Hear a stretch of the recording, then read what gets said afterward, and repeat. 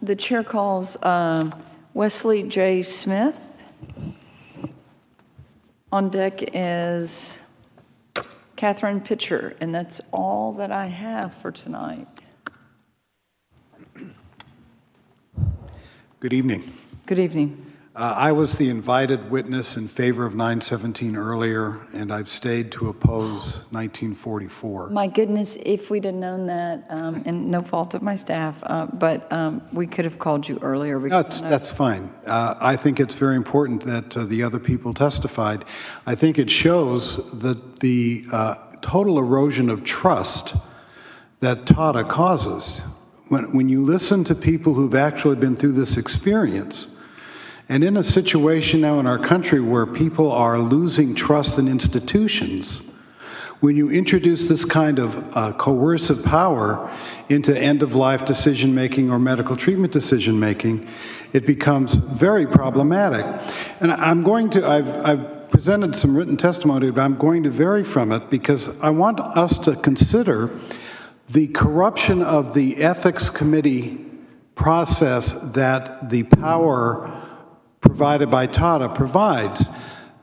It goes from a mediating body, which is its proper role, to helping people, into a quasi-judicial body. But the people who are the quasi-judicial decision makers all know each other. They're all part of a corporate culture, including the volunteers who may come into these bioethics committees. I've been a lawyer representing, I took a pro bono case in California in front of a bioethics committee, and I, who have been in court repeatedly, was daunted because they were sitting around a horseshoe table. They were all laughing and yucking it up with each other until the session began, and I had an elderly client. They were trying to force her husband off a feeding tube because he had dementia.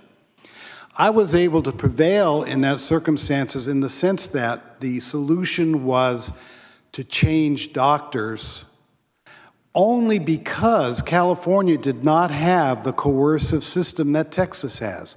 And I remember at the time I thought, thank goodness this isn't Texas, or I wouldn't have the ability to threaten to sue them, which I did, in order to finally get a just and reasonable solution, which was changing doctors. My client's husband lived for 3 years thereafter. And she called me to thank me because he died naturally under the value system that he supported. So I think it's very bad for the whole concept of the ethics system. And then in my written testimony, I know I'm running short on time here, I just want to go over some of the language very quickly. It says in 1944, which I'm opposing because it keeps the coercive system, that it does not permit a patient or surrogate to require doctors to, quote, continue treatment or care considered outside the appropriate scope of care in the provider's ethical duties. Those are totally vague and subjective terms, and they're totally undefined in SB 1944.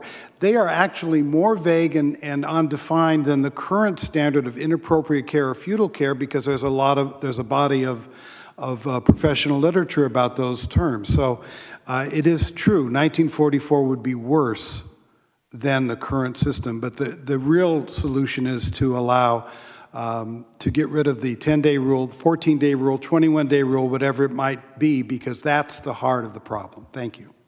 So your testimony is no limit, limitless days?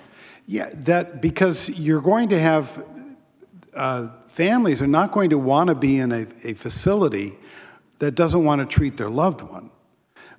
So they're not going to sit there saying, no, we want to still be here where we face hostility, where people want to take our loved one off of life support. There's not going to be any trust in that circumstance. So families are going to want to move their family members out of that circumstance. But they need the time, and they also cannot have the coercive power of the committee saying, well, in 24 days, Now it's 23 days, now it's 22 days. You heard what these the family members testified today, what that did to them, what that did to their hearts, what that did to their souls. I've been fighting futile care as a professional public policy advocate for 20 years. And the reason it is so unjust is because of what it does to people and families as they've come forward with incredible courage to bare their souls. And frankly, I felt there was a certain amount of arrogance on the part of some witnesses saying, well, they're just too grief-stricken. Who has a better understanding of what a patient would want, a family or a hospitalist or a stranger in a bioethics committee? So I'll be quiet, but this is a very important issue. And Texas is the focus, the nexus in the country of this issue because of this law. And if you will overturn this law, that's going to create a tremendous benefit throughout the country, not just in Texas.